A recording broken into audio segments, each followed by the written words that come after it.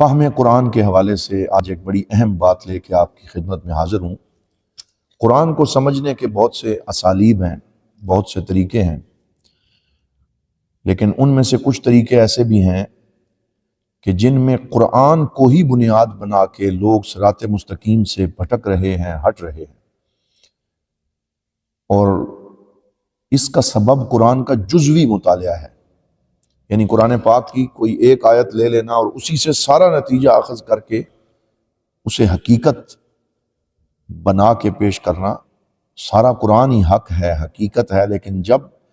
کسی آیت کو اس کے کنٹیکسٹ اور سیاق و سباق سے کاٹ لیا جائے یا کسی ایک آیت سے مکمل نتیجہ دینے کی کوشش کی جائے تو پھر انسان بھٹک جاتا ہے، گمراہ ہو جاتا ہے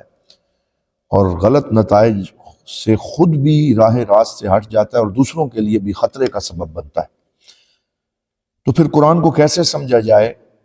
کہ صراط مستقیم پہ ہم آگے بڑھتے رہیں اور ہماری فہم جو ہے اور ہماری انڈرسٹینڈنگ جو ہے اس میں غلطی پیدا نہ ہو؟ تو اس کا طریقہ یہ ہے جو ایک جملے میں ہم یوں بیان کر سکتے ہیں کہ القرآن جملۃ واحدہ، کہ قرآن کسی بھی ایک ٹاپک اور عنوان کو سمجھنے کے لیے تمام آیات اس عنوان کی جو ہیں ان کو جمع کر کے سمجھنے کی کوشش کی جائے، پھر آپ صحیح نتیجے پہ پہنچیں گے، پھر آپ کو قرآن کے ایک موضوع کی صحیح سمجھ نصیب ہوگی۔ تیرے وجود پہ جب تک نہ ہو نزول کتاب، گرا کشا ہے نہ راضی نہ صاحب کشاف۔ قرآن سے آپ ہم کلام ہوں اور قرآن حکیم جب اپنے اسرار و رموز آپ پہ کھولے تو آپ کسی ایک ٹاپک اور عنوان کو سمجھنے کے لیے صرف ایک آیت سے پورا عنوان نہ لیں، بلکہ اس موضوع کی دیگر آیات کو بھی جمع کریں، سب پہ نظر ڈالیں، پھر آپ کو تمام تر حکمتوں اور اس موضوع کی جو وسعت ہے اس کا اندازہ ہوگا اور آپ بھٹکیں گے نہیں بلکہ صراط مستقیم پہ گامزن رہیں گے۔ جہاں فہم قرآن میں اساتذہ کرام سے رابطے کی ضرورت ہے، جہاں وسعت مطالعہ کی ضرورت ہے، جہاں اللہ رب العزت سے استمداد اور مدد کی ضرورت ہے، وہیں یہ بھی بڑی اہم چیز ہے کہ آپ قرآن پاک کے کسی ایک موضوع کو پڑھتے ہوئے کسی ایک جزوی آیت کے کسی ایک حصے سے نتیجہ نہ نکالیں، بلکہ پورے قرآن پاک کے اندر اس موضوع کو تلاش کریں، کھنگالیں، مختلف آیات ایک موضوع پہ جمع کریں، خود بخود حقیقت نکھر کے آپ کے سامنے آ جائے گی۔ اسی لیے بعض مفسرین نے یہ لکھا کہ قرآن کے اندر جو آیات اور موضوعات ہیں وہ خطوط مستقیمہ نہیں بلکہ خطوط متداخلہ اور متشابکہ ہیں۔ اب یہ جو میں نے عربی کی ٹرم بولی ہے اس کا کیا مطلب ہے؟ یعنی ایسے نہیں ہے کہ ہر آیت جو ہے وہ ایک الگ الگ لائن ہو اور ان کے درمیان انفصال اور جدائی ہو اور وہ بالکل الگ الگ ہوں، بلکہ ایک موضوع پہ قرآن کی مختلف آیات آپس میں ملی جلی ہیں، متداخل ہیں۔ ایک آیت کو سمجھنے کے لیے دوسری آیت کی طرف جانا پڑتا ہے، ایک کلمے کو سمجھنے کے لیے دوسرے کلمے کی طرف جانا پڑتا ہے، اور اسے تفسیر القرآن بالقرآن کا نام دیا جاتا ہے۔ مثال کے طور پہ اگر آپ ہدایت کے موضوع کو قرآن سے سمجھنا چاہتے ہیں تو صرف ہدایت پہ کسی ایک آیت سے بات نہیں بنے گی، بلکہ آپ کو ہدایت کے عنوان پہ مختلف آیات جمع کرنی پڑیں گی۔ اہدنا الصراط المستقیم سے لے کے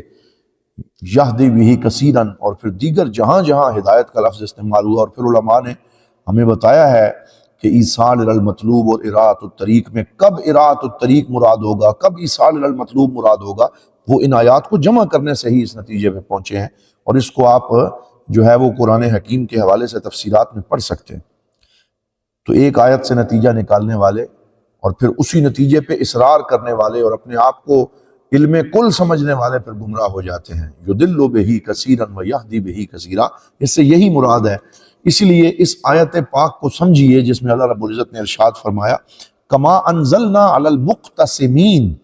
الذین جعلوا القرآن عضین،